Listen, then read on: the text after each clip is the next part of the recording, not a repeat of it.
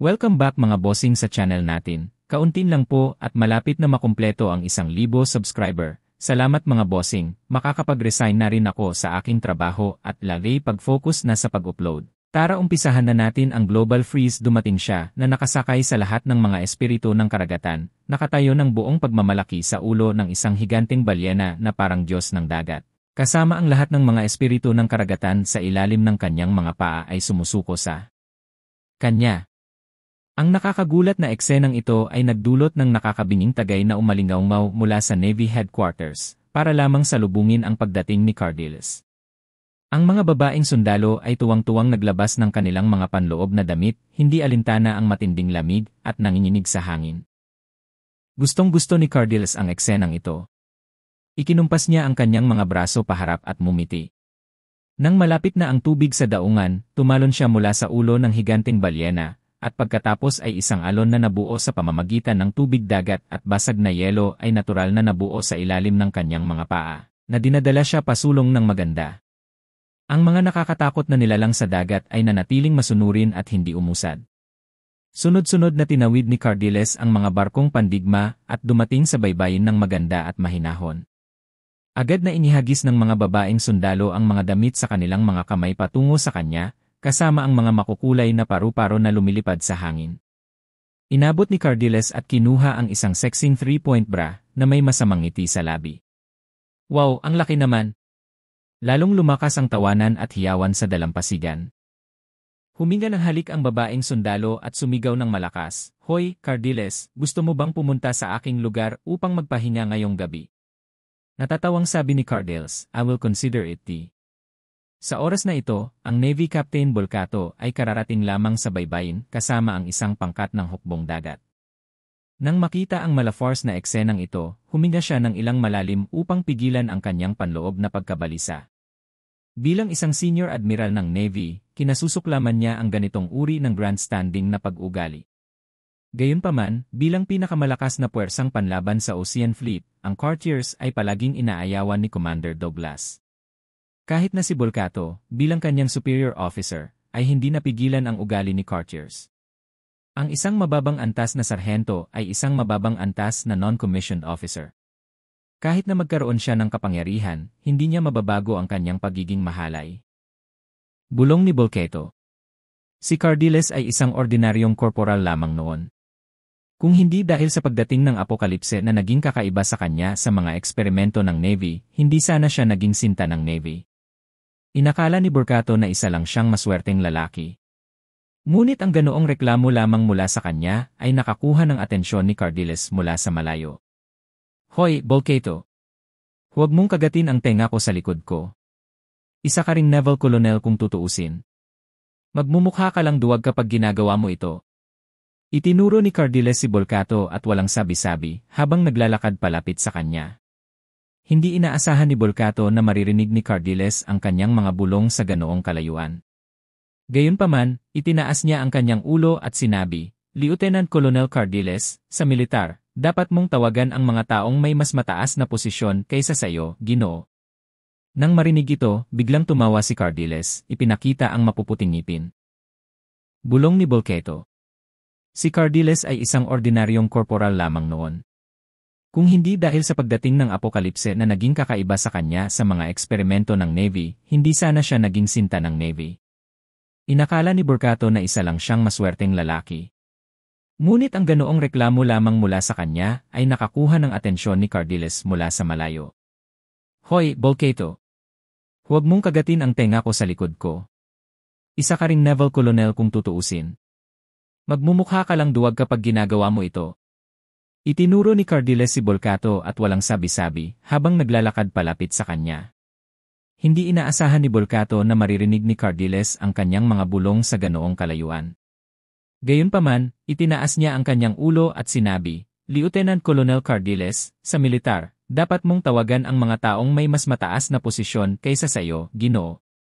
Nang marinig ito, biglang tumawa si Cardiles, ipinakita ang mapuputing ngipin. Hakbang-hakbang siyang naglakad patungo sa Bolcato. Ilang mga opisyal sa tabi ng Bolcato ay tumingin sa kanila na may bahagyang pag-aalala. Dahil ang courtiers ay isang sikat na baliw sa hukbong dagat. Lumapit si Cardiles kay Bolcato at tumingin sa naval captain na mas maikli sa kanya ng 5 sentimetro sa pabirong paraan. Maaliwalas ang ngiti sa mukha ni Cardiles, ngunit malamig ang kanyang mga mata. Sa buong base ng hukbong dagat, isa lang ang karapat-dapat sa aking paghanga, si General Douglas. Sino ka sa tingin mo? Galit na galit si Bolcato. Anong mga kwalifikasyon ang mayroon ka para sabihin ang ganyang bagay? Isa ka lang brat na sinuwerte at nakakuha ng malakas na kapangyarihan sa pamamagitan ng swerte. At ang aking mga medalya ay nakuha sa pamamagitan ng mga pagsasamantala ng militar ng paulit-ulit. Ngumiti si Cardiles at ibinuka ang kanyang mga kamay. Naku, Coronel Bolcato. Tama ka, pero nakaraan na yon. Bigla niyang inabot at hinawakan ang mga balikat ni Bolcato, malamig na tinitigan siya, pero ngayon, isa ka na lang mogul. At ako ang big boss. Mula sa asul na yelo na mga mata ni Cardiles, isang labis na nakakatakot na damdamin ang pinakawalan. Ang malakas na pakiramdam ng pang-aapi ay napalaki ni Bolcato ang kanyang mga mata at nakatitig kay Cartiers. Sa kabutihang palad, 2 opisyal na malapit ang dumating upang iligtas. Lieutenant Colonel Cardiles, gusto ni General Douglas na makita mo siya kaagad. May napakahalaga siyang sasabihin sa iyo. Nang marinig ang pangalan ni Douglas, ibinaba ni Cartiers ang Bolcato sa kanyang kamay. Ang kapitan ng hukbong dagat ay bumagsak sa lupa na para bang siya ay bumagsak. Hindi man lang siya nilingon ni Cardiles, dahil ito ang tawag ng general, pupunta ako dyan. Pagkatapos niyang magsalita, tinawid niya ang katawan ni Bolcato at humakbang patungo sa base ng hukbong dagat na may matataas na hakbang.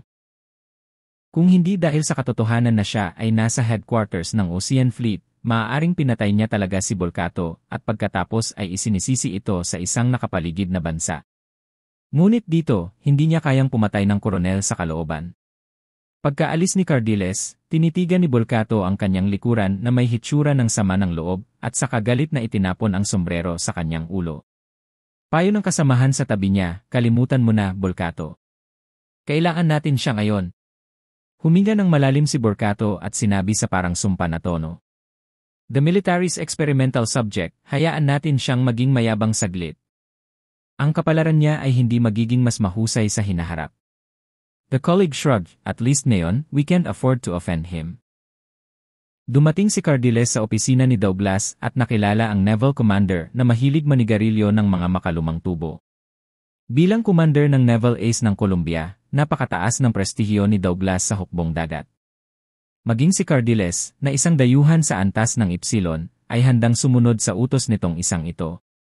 Ang lahat ng ito ay nagmumula rin sa screening ng plano ng paggawa ng Diyos pagkatapos ng pagtatapos ng Columbia.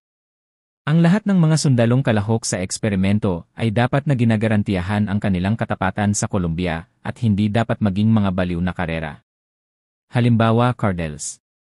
Ang kanyang mga paboritong bagay ay babae, pera, at mga slot machine. Sa makatuwid, kahit na siya ay nagtataglay ng makapangyarihang kapangyarihan, siya ay maaaring maging mapagmataas at nangingibabaw sa pinakamahusay, ngunit hindi siya magkakaroon ng ideya na ibagsak ang nangungunang tanso ng Navy. Dahil iyon ay magiging napakahirap para sa kanya, ngunit hindi ito magiging kapaki-pakinabang tulad na ngayon. Nakilala ni Cardiles si Douglas. Ang unang ginawa ni Douglas ay sumulyap sa orasan sa dingding at sinabing, late ka ng 2 oras. Ngumiti si Cardiles at umupo sa tapat ni Douglas. Alam mo, palagi akong abala. Kung hindi ko lang binabantayan ang East China Sea, matagal nang lalabas ang fleet ng Huaxu Kingdom. Noon pa man ay gusto nilang okupahin ang isang lugar sa lugar ng karagatan. Kinalagkad ni Douglas ang kanyang tubo at bumuga ng puting usok. May mga mas mahalagang gawain na dapat mong gawin ngayon kaysa doon.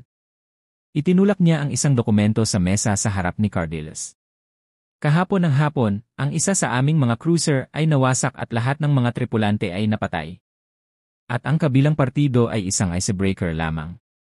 Kaya napagpasyahan namin na mayroong mga nangungunang estranghero mula sa kaharian ng Huaxu dito. Binaliktad ni Cardiles ang impormasyon tungkol dito. Ang Copernicus, may dala itong 24 heavy missiles at daan-daang high-speed torpedoes. Nilubog ito ng iba. Habang nagsasalita siya, hinawakan niya ang kanyang baba, ngunit kung ang kabilang partido ay isang estranghero, ito ay tila makatwiran. Pagkatapos ng lahat, alam mo na ito ay hindi isang mahirap na problema para sa akin. Nakangiting sabi ni Cardiles. Matagal nang nakasanayan ni Douglas ang karakter ni Courtiers. Ang problema ngayon ay ang pagkawala ng isang barkong pandigma at dose-dosenang mga sundalo ay isang malaking kawalan para sa amin. Kumatok siya sa mesa at seryosong nagsabi, dapat tayong tumugon. Dapat nating mahuli ang mamamatay tao. Kung hindi natin ito gagawin, iisipin ng iba na nawalan tayo ng kakayahan na mangibabaw sa karagatan. Nang makita ang seryosong ekspresyon ni Douglas, pinigilan din ni Cardiles ang kanyang walang kabuluhang ngiti. Malakas ba ang kabilang partido? Wala pang kritikal na impormasyon. Ngunit ayon sa aming intelihensya, ang barko ay nagmula sa Jiangnan region ng Huaxu Kingdom at walang Epsilon-level strangers sa Jiangnan region.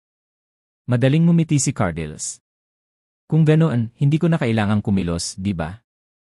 Douglas said, pero ayoko ng patay na tao. Gusto ko ng buhay. There's very important information on him. Kung gusto mo siyang mahuli ng buhay, kailangan mong kumilos. Napuno ng maluwag na ekspresyon ang mukha ni Cardiles. Kahit medyo mahirap manghuli ng tao, hindi man lang umabot sa Epsilon level ang kalaban. Bukod dito, ang pangunahing larangan ng digmaan ay nasa dagat. Para sa kanya, ang gawaing ito ay maaaring mag-aksaya ng ilang oras, ngunit walang panganib. Kaya ibinuka niya ang kanyang mga kamay at sinabing, dahil nag-request ka ng personal, tiyak na papayag ako. Tumango si General Douglas. Napakatuso ng kabilang partido. Malamang ay pinahinto na niya ang lahat ng aktibidad na maaaring magpadala ng impormasyon sa labas ng mundo. Hindi siya mahahanap ng mga kagamitan sa reconnaissance ng hukbong dagat. Kailangan mong gamitin ang iyong sariling kakayahan upang mahanap siya. I knew it was a troublesome job. Okay. Sinong nagsabi sa akin na maging member ng Navy? Anyway, wait for another good news. Pagkarinig nito ay tumayo si Cardiles at naglakad palabas. Nga pala, General, may mungkahi ako sayo.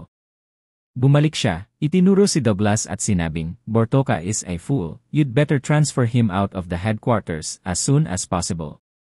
I think it would be good to let him go to Fisheries Department to be responsible for catching fish. Pagkasabi noon ay lumabas na siya ng opisina ni Douglas na nakangiti. Kinuha ni Do. Bagamat may mayayabang na karakter si Courtiers, masasabing isa pa rin siyang napakakapaki-pakinabang na sundalo. Kahit papaano ang mga gawaing ipinagagawa sa kanya ay matatapos ng maayos. Kung ano man ang magustuhan ni Cardiles, maibibigay ito ni Douglas sa kanya. Pera, kapangyarihan, kababaihan, vanity na hinahangaan ng libu-libong tao.